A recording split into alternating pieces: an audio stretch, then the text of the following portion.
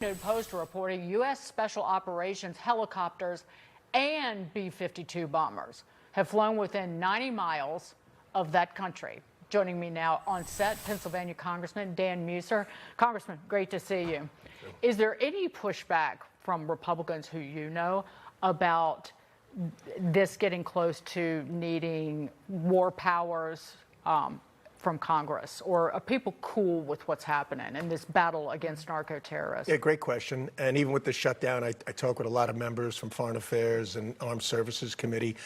And look, our job is to have oversight, but our first job is to support the president in his focus on keeping the American people safe.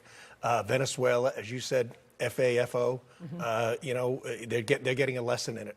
I mean, they've had hundreds of tons of illegal drugs coming into our country. The president's team has been trying to work with Venezuela, work with Maduro, actually in a manner that would hopefully get their attention. The White House is incredibly frustrated, as is anyone in the know on Venezuela's actions, on their lack of keeping cartels down. I mean, as you know, Maduro is classified as a narco-terrorist. We have a bounty on his head of, I think, $50 million.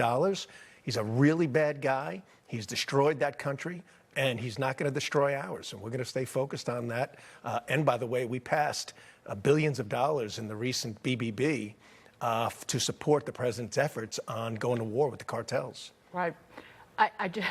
I'm not laughing at what's going on, but I see the president just looking at our military and saying, why do we have this incredible military and all this equipment if we're not going to use it? And this is protecting the American people when you have this narco-terrorist nation that's right off our shores.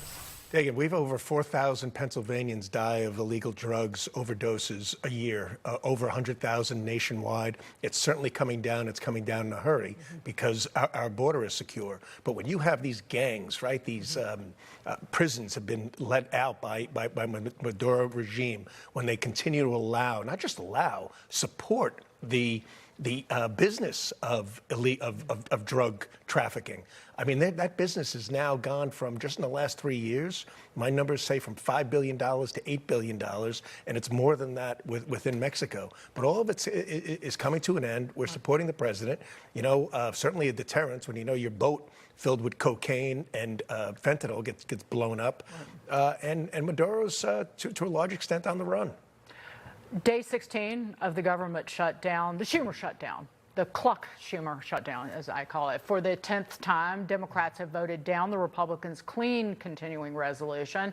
Democrats are apparently doing anything but working to reopen the government. Over the weekend, some were busy kicking back in Napa Valley, and now they're preparing for this weekend's No Kings protest. Yeah. Watch.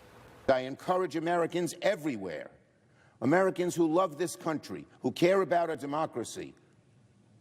I don't care if you're a Democrat or Republican or independent, a liberal or a moderate or conservative. The No Kings rally says that in a very strong way, where millions of Americans, millions will come together to say just that we don't want kings in America. I will join the marchers to celebrate what makes this country so great. And I say to my fellow citizens, do not let Donald Trump or Republicans intimidate you into silence. Okay, there's going to be some democracy next week. This might just smack Schumer where it hurts. So John Thune, the majority leader today, said the Senate will vote next week on a bill to pay federal workers who have been forced to work without pay during the shutdown, and that would include members of the military. That will force the Democrat senators to, you're either voting to pay people or not. I think that, will that be a turning point potentially? You know, I don't know. Perhaps if they have some rationality left in their heads. I mean, they spend a lot of time whining in more ways than one while we're winning, right? I mean, the show has gone on. The president's doing peace deals. We're working. We're getting things done. And look what they've done to our federal government. And there's a lot of damage taking place at this point in time. And as you well know, you've heard many times now, Schumer's doing this to help his, to survive his political opponents. Hakeem's only doing it because there's only one way of stopping the Trump successes and the Republican successes. So we shall see if they do. But I don't think they're going to come to that sense. Look, we even said the other day, with their last demand, which was a farce on the ACA, the Unaffordable Care Act, for a 1-year extension. They've even stated that no, they're not interested in a 1-year extension. They want to be there with their people on the so-called No King's Day, the anti-American protest. Yeah. And see what happens after that. Great to see you, Congressman. Yeah, no kings, because we had a Revolutionary War.